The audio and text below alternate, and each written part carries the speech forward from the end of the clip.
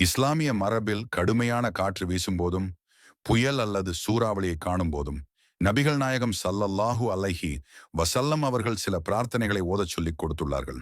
யா அல்லாஹ், இந்த காற்றின் நன்மையையும் இதில் உள்ளதின் நன்மையையும் எதனைக் கொண்டு இந்த காற்று அனுப்பப்பட்டதோ அதன் நன்மையையும் நான் உன்னிடத்தில் கேட்கிறேன். இந்த காற்றின் தீமையிலிருந்தும் இதில் உள்ளதின் தீமையிலிருந்தும் எதனைக் கொண்டு இது அனுப்பப்பட்டுள்ளதோ அதன் தீமையிலிருந்தும் நான் உன்னிடம் பாதுகாவல் தேடுகிறேன். இந்த துஆவின் மூலம் காற்று ஒரு பயனுள்ள அம்சமாகவும் இருக்கலாம். அதே சமயம் அதன் அழிவுகரமான விளைவுகளிலிருந்து பாதுகாப்பு தேட வேண்டும் என்பதும் வலியுறுத்தப்படுகிறது.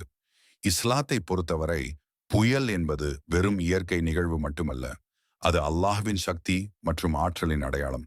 இது ஒரு புறம் அழிவை ஏற்படுத்தினாலும் மறுபுறம் மனிதர்கள் தங்கள் படைப்பாளனை நினைவு கூர்ந்து தங்கள் நம்பிக்கையை உறுதிப்படுத்திக் கொண்டு பேராபத்துகளில் இருந்து பாதுகாப்பு தேட தூண்டுகிறது.